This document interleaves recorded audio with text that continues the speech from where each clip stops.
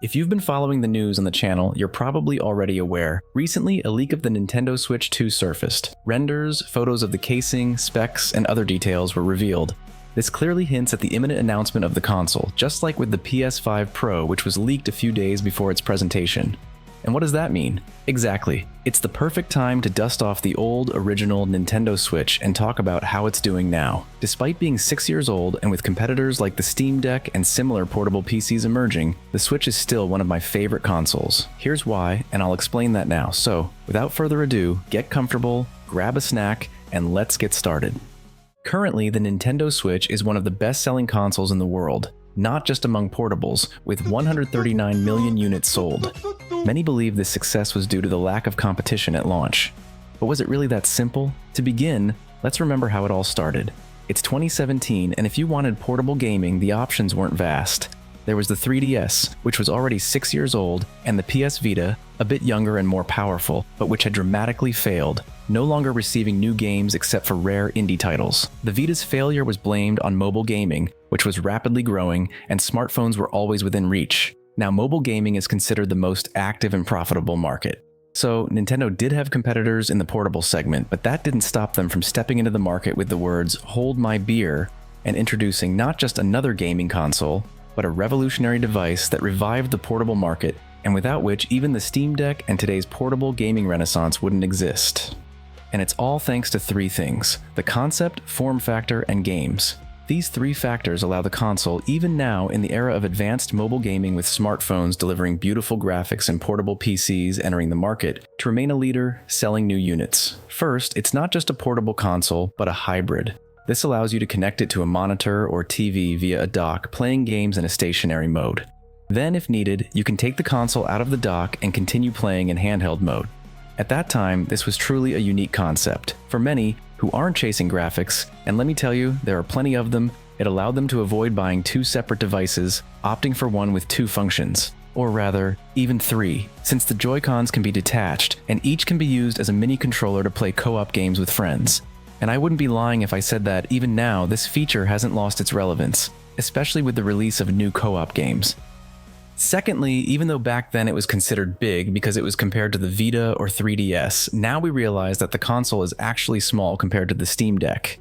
And most importantly, it's lighter. Now, when portable devices weigh around a kilogram, the Nintendo Switch weighs just 400 grams, and that's the regular version. There's also the Lite, which is the lightest and most portable. In total, there are three versions of the Nintendo Switch. The original one has detachable Joy-Cons and is divided into two revisions: the first and the second, where the second just has a smaller process, allowing it to run about 1.5 to 2 hours longer on the battery.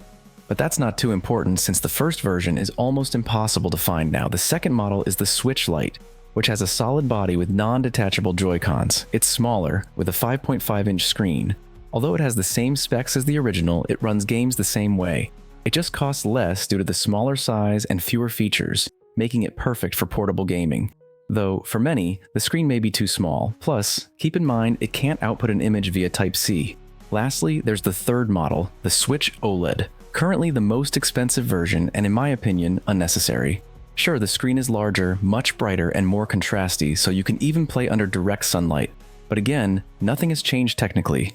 It runs games the same way, but costs noticeably more. Normally that wouldn't be a big problem, but with the upcoming release of the Nintendo Switch 2, which will likely drop the prices of the previous generation, buying this model seems unreasonable, especially since OLED screens can burn in, and some people even get eye strain from it. So that leaves only the original version and the Lite. Looking back over the years, a few critical drawbacks stand out to me. First, the buttons instead of triggers, which make it uncomfortable to play racing games where you need to control the throttle. This is strange, especially considering that the best-selling game on the Nintendo Switch is a racing game, Mario Kart. And judging by the leaked renders of the Switch 2, Nintendo hasn't learned any lessons. Plus, the sticks are quite small, making it uncomfortable to aim in first-person shooters. On top of that, they often start drifting with heavy use. This issue is so common that Nintendo even introduced a service where you can send in broken Joy-Cons, and they'll fix them for free. The main problem is the form factor. It's not very comfortable since there are no grips for your fingers on the back. That's why many people buy cases with grips or 3D print their own holders. But even this didn't stop it from becoming the third best-selling console in history. All thanks to the games, because even the best quality console is useless if there's nothing to play on it. Just look at the PS Vita. At the Switch's launch, there weren't many games. One of the main system sellers was Zelda, which ironically was developed for the Nintendo Wii U but later ported to the Switch. It became hugely popular. In fact, many people bought the console just to play it, and after finishing it and seeing there were no other games, they sold the console along with the game. But since then, things have changed, and now the game library has hundreds of exciting titles. The magic of Nintendo lies in its games. Of course, if we consider only Nintendo exclusives, they're quite unique and, to put it simply, not for everyone. There are more than 10 different Mario games. There's even one about his brother Luigi who has turned into a ghost hunter. All these games look cartoonish but focus on unique gameplay mechanics, which is something other developers rarely do. Take PlayStation exclusives, for example. Yes, their games are interesting with detailed stories and various worlds, but gameplay-wise, they're all similar. It's like the developers are afraid to experiment so as not to ruin a working formula. Just like with Days Gone, which was an interesting game with a unique mechanic involving zombie hordes, but its sales didn't show great results, leading the developers to abandon plans for a sequel. That's why Sony mostly makes sequels to previously successful games without major updates or new IPs. Meanwhile, Nintendo builds all its games on gameplay variety. Take The Legend of Zelda: Breath of the Wild, where even cooking can take hours. You can experiment by combining ingredients, and each time you'll get something new, making you feel like a pioneer. Or you can toss food into the fire and grab it before it burns to cook it. The whole game is made up of details like this. When I first discovered that you could set grass on fire and use it to glide upward, it brought a wave of emotion since it happened by accident. And in the second Zelda, Tears of the Kingdom, they added mechanisms with the ability to fuse them together, which opens up huge creative possibilities. Some gamers have even built mechs in the game, and they actually work. Just for these two games alone, it's worth buying a Switch and trying it out. But what if, for example, you don't like other Nintendo exclusives? Personally, for me, this console became a revelation for indie games. I had a massive wish list of indie titles on Steam, which I kept putting off, partly because there were other games to play, and partly because sitting in front of a monitor to play those kinds of games didn't appeal to me. But somewhere in nature, on the road, or just lying on the couch, it's a completely different experience and feeling. Thanks to the Nintendo Switch, I've played through games like Death's Door, where you play as a reaper sent to collect the souls of those whose time has come. Far Lone Sails and its sequel, where you simply take a meditative journey through a post-apocalyptic world with only your character and their vehicle. Of course, there's Hollow Knight, one of the best Metroidvanias out there. I even played Microsoft games, which are available for free through Game Pass on the Switch. That includes Ori and the Blind Forest and Will of the Wisps, both fantastic platformers with beautiful graphics. It's hard to describe, but personally, 2D platformers and similar games feel perfect on the Switch. But there are downsides, like having to wait for separate ports for this console. For example, right now I'm waiting for the Metroidvania 9 Souls, which is already out on PC, but I want to play it portably on the Switch, so I have to wait. But if indie games don't interest you much either, there are plenty of AAA ports just for you. Mostly games from the Xbox 360 era are released on this console due to hardware limitations. But you know, that's actually a good thing. In my opinion, the 7th generation of consoles is the best, not necessarily in terms of graphics, but in terms of game design. Back then, games were made by the same kind of fans as the players, not marketers like today. Now they release an unfinished piece of code instead of a game, which then needs to be patched for a year before it even starts working properly. For example, this has already put Ubisoft in a tough spot, with their stock plummeting after another so-called masterpiece, and I'm sure that over time there will be even more companies making not games, but marketing products. But I digress. Among the ports, everyone always talks about The Witcher, which at the time was truly revolutionary, but the developers didn't stop there. Now a huge library is available. The BioShock series, in my opinion, the best game about dystopian cities. For hardcore fans, there's Dark Souls, Remastered, which plays excellently and most importantly, responsively. Portal's dialogues were a revelation for me, since I missed the first part on PC back in the day and only played the second. Here, I had the chance to make up for that. The Kingdom Come Deliverance port, a massive historical RPG which I couldn't even believe was real at first, but it's there nonetheless. The hardcore bloody shooters, Doom and Doom Eternal. But here comes the issue I mentioned earlier, it's hard to aim precisely due to the small sticks, which somewhat slows down the pace. And this is just a small part of what's available. Recently released, the first RDR, which used to only be playable on Xbox through backward compatibility, is now available even in handheld mode. But the most amazing thing is Hogwarts Legacy, a modern game running on this portable device. Yes, only at 20-something not so stable frames, but still, it's an open-world new release. However, if playing with that frame rate isn't comfortable for you, you can step into the realm of custom firmware. It opens up many new possibilities, and you won't even get banned for it.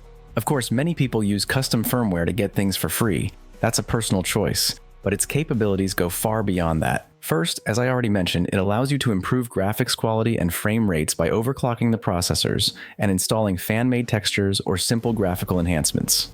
This is most noticeable in The Witcher, where you can increase texture clarity and raise the frame rate to 60 FPS. Or in Zelda, which provides a much more enjoyable gaming experience. I used to be cautious about overclocking, like many others, thinking that if Nintendo limited the processor's power, it was for a reason. Maybe to avoid accidentally damaging the console, but in reality, the hacking scene has been around for years, and people have been overclocking the hardware or applying graphical patches to enhance games without any issues. Nothing burns out. The processor limitation in handheld mode is only there to extend battery life. When connected to the dock, the CPU frequency automatically increases to handle full HD output. Though there's another question to consider. The first Switch models are now 6 years old, and they could definitely use some maintenance, like replacing the thermal paste, so I'm not sure how overclocking affects those older consoles. But if you're using licensed games, it's theoretically impossible to get banned for it. And that's not all. With custom firmware, you can install translations for games. Some Japanese games are released without even an English option, let alone other languages. For certain games, you can even install fan-made voiceover patches, which is really cool. The firmware also allows you to emulate various other consoles, both handheld and stationary. Unfortunately, there's still no PS Vita emulator for the Nintendo Switch. You can also install Android as a second operating system, essentially turning the console into an Android TV device. After all, it has the same processor as Nvidia's Shield TV boxes. And that's still not everything. I just don't want to bore you with all the possibilities. In short, this console can offer something interesting for everyone, tailored to each user. So in the end, despite its relatively old age for a console, the Nintendo Switch is doing great. It has a huge game library where everyone can find something to play. For players who aren't too picky about graphics, there's the option to play both docked and in handheld mode, or even the fully handheld light version. And most importantly, there's a huge community that constantly adds to and expands its functionality. This is undoubtedly an iconic console, without which there wouldn't be the Steam Deck or other portable PCs that are now taking over the market. The Switch is no longer just a portable Nintendo device, it's part of gaming history. And I'm confident it will never lose its relevance, thanks to its impressive and, most importantly, diverse library of games already available. The main point I'm trying to convey in this video is that despite its age, its clearly weaker hardware, and all the drawbacks I've mentioned, it doesn't feel outdated. I'm sure that even after the release of the Switch 2, it won't lose its relevance, at least not in the first few years, until new exclusives come out for the new console. It might only drop in price, which is why I wouldn't recommend buying the OLED version right now since prices for it are likely to drop soon. Anyway, share your thoughts on the console in the comments, and don't forget to subscribe and support the video with a like. That's all for today. Thanks for watching, and see you in the next videos.